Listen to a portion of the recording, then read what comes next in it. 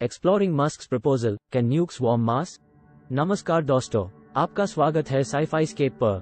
मैं हूं ग्रिन और आज हम बात करने वाले हैं इलॉन मस्क के एक नए प्रस्ताव के बारे में। क्या मार्स की गर्मी इंक्रीज करने में न्यूक्लियर बॉम्ब सही उपाय हो सकता है? चलिए आज हम इस विषय पर विचार करेंगे। तो दोस्तों, इलॉन मस्क ने एक बहुत हटके प्रस्ताव रखा है। उन्होंने कहा है कि मार्स को गर्म करने के लिए हमें बड़ी एक न्यूक्लियर बॉम्ब को उसकी नॉर्थ और साउथ पोल्स पार गिराना चाहिए। इससे हम उसकी बर्फ पिघला सकते हैं, जिसकी वजह से कार्बन डाइऑक्साइड मार्स की हवा में छूटेगा और ग्रीन हाउस इफेक्ट शुरू हो जाएगा। लेकिन क्या यह आइडिया सच में प्रैक्टिकल है? क्या हमें इस प्रक्रिया को फॉलो करना चाहिए? आइए हम इस प्रश्न का समाधान खोजते हैं। Segment 1, understanding Mars climate and atmosphere. आइए सेगमेंट 1 में हम मार्स की नीड ऑफ एक्सप्लोजन और उसका वातावरण के बारे में अधिक जानकारी प्राप्त करते हैं। मार्स हमारे पृथ्वी से बहुत ठंडा और सूखी हुई जगह है। उसके एटमॉस्फेयर में कार्बन डाइऑक्साइड की मात्रा पृथ्वी के मुकाबले बहुत ज्यादा है। लेकिन क्या एक बड़ा न्यूक्लियर बॉम्ब यह सब बदल सकता है? इस प्रश्न का समाधान खोजने के लिए चलिए मार्स की तपन अभिलाषा और उसका वातावरण को थोड़ा गहराई से समझें। मार्स का वातावरण पृथ्वी से बहुत अलग है। मार्स के एटमॉस्फेयर में ऑक्सीजन की मात्रा पृथ्वी के मुकाबले बहुत कम है, जैसे कि सिर्फ 0.13% कंपेयर टू पृथ्वी के 21%। इसके साथ हाई मार्स की वायुमंडल में कार्बन डाइऑक्साइड की अधिकार मात्रा है, जिसके प्रतिशत पृथ्वी से कुछ कम है, लेकिन फिर भी करीब 96% तक पहुंचता है। इसका मतलब है कि मार्स की एटमॉस्फेयर में कार्बन डाइऑक्साइड पृथ्वी से अधिक है, लेकिन वो मात्रा अभी भी बहुत कम है और उसकी वायुमंडल ठंडी है। यहाँ पर टेम्परेचर -63 डिग्री सेल्सियस तक गिरता है और एटमॉस्फेयर बहुत पतला है, जिसके कारण वहाँ की हीट डिजायर बहुत कम है। इस प्रकार मार्स के वातावरण में कुछ प्राकृतिक TATV है जो हीट डिजायर को सीमित करते हैं। लेकिन इलॉन मस्क के प्रस्ताव के अनुसार एक बड़ा न्यूक्लियर बॉम्ब मार्स के पोल्स पार गिराया जाए तो क्या ये सब बदल सकता है? इस प्रश्न का समाधान हम अगले सेगमेंट्स में खोजेंगे। Segment 2, the idea behind Musk's proposal.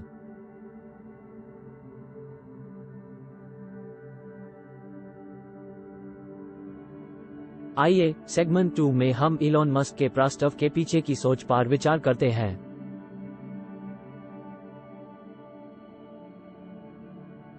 उन्होंने इस प्रक्रिया का सुझाव क्यों दिया है और कैसे वो सोचते हैं कि यह प्रक्रिया संभव हो सकती है?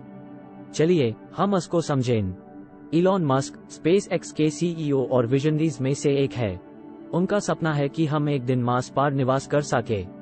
उन्होंने प्रस्ताव रखा है कि एक बड़ा न्यूक्लियर बॉम्ब मार्स के पोल्स पार गिराया जाए। इसका उद्देश्य है मार्स के ठंडे और आइसी पोल्स के थैलेसीमिया आइस कैप्स को गर्म करना।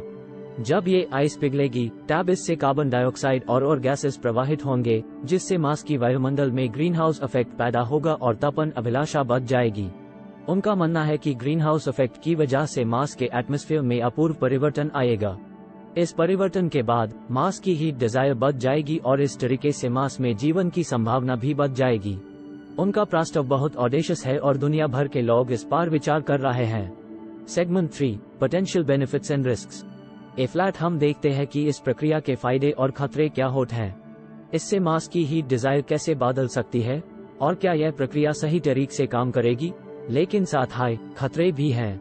क्या बॉम्ब गिराने का प्रक्रिया सही तरीके से मैनेज किया जा सकता है? चलिए इस सेगमेंट में हम उसकी तफसीलात पर बात करते हैं। जब बॉम्ब मार्स के पोल्स पार गिराया जाएगा तब उसका प्रभाव पहले आइस कैप्स पार होगा। जब ये आइस पिघलेगी तब इससे कार्बन डाइऑक्साइड और ग्रीन हाउस गैसेस प्रवाहित होंगे। इससे मार्स की वायुमंडल में ग्रीन हाउस इफेक्ट प्रारंभ हो सकता है, जिसकी वजह से हीट डिजायर बढ़ सकती है। इससे मार्स के वातावरण में तेजी से गर्मी बढ़ सकती है और पानी के धारा भी प्रवाहित हो सकता है। लेकिन इस प्रक्रिया के साथ कुछ रिस्क भी जुड़े हैं। इस प्रक्रिया में एक बड़ा चैलेंज है कि बॉम्ब का शीघ्र प्रभाव और उसका परिमाण कैसे नियंत्रित किया जाए। इससे पहले कि हम इस प्रक्रिया को शुरू करें, हमें इस प्रक्रिया के प्रभाव और खतरों का सही तरीके से समीक्षा करनी होगी। साथ हाई एक और मुद्दा है कि बॉम्ब के एक्सप्लोजन के बाद कार्बन डाइऑक्साइड के साथ और भी गैसेस प्रवाहित हो सकते हैं, जैसे मीथेन। इस प्रक्रिया के साथ जुड़ी एक बड़ी समस्या है कि यह एक इरिवर्सिबल प्रोसेस हो सकता है। जब मार्स की तपन अभिलाषा बढ़ेगी और ग्रीन हाउस इफेक्ट प्रारंभ होगा तो आइस रोकना या वापस ले जाना बहुत मुश्किल हो सकता है। इस प्रक्रिया के साथ जुड़ी सामाजिक और नैतिक पहलुओं को भी हम समझें। क्या हमें हक है कि हम एक अन्य ग्रह की प्रकृति में इतना बड़ा परिवर्तन करें? क्या हमारी जिम्मेदारी है कि हम एक दूसरे ग्रह की महत्वपूर्ण तत्वाओं को ऐसे बादल दें? यह भी एक विचारधारा है जिस पर विचार करना जरूरी है। इस पर इलॉन मस्क के प्रस्ताव में मार्स की हीट को बढ़ाने का एक अलग सोच है।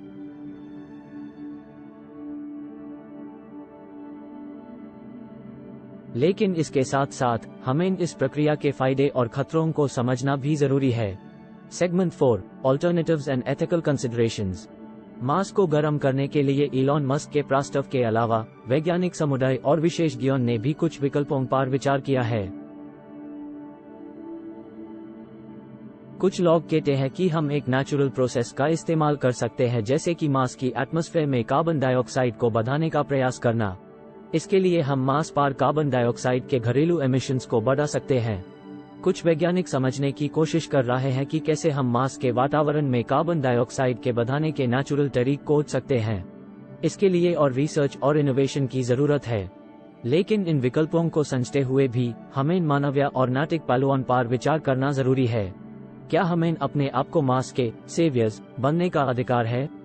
क्या हमारे हाथ में इतना अधिकार है कि हम एक दूसरे ग्रह के प्रकृति पर इतना बड़ा प्रभाव डालें? ये सवाल बड़े मानवीय और नैतिक सवाल हैं। हमें इस प्रक्रिया के संबंध में सामाजिक और नैतिक जिम्मेदारी को भी महत्व देना चाहिए। Segment 5, expert opinions and scientific communities response. कुछ वैज्ञानिक मानते हैं कि इलॉन मस्क के प्रस्ताव में कुछ लॉजिक है।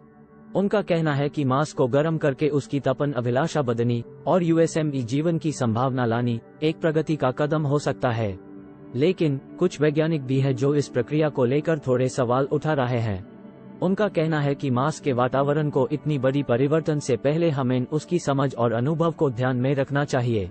वो यह सोच रहे हैं कि हमें मार्स की प्रकृति को डिस्टर्ब करने से पहले बहुत अधिक रिसर्च और सामाजिक चर्चा करने की जरूरत है।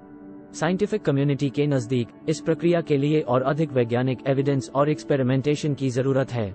इस तरह एक्सपर्ट ओपिनियंस और साइंटिफिक कम्युनिटी के नजदीक इलॉन मस्क के प्रस्ताव के बारे में अलग अलग मत है।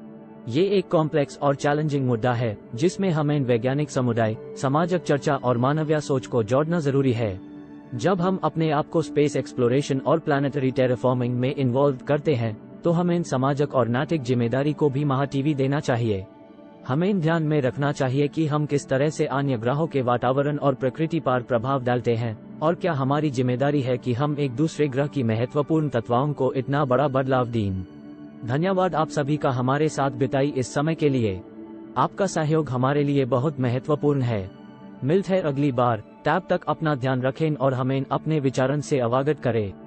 धन्यवाद।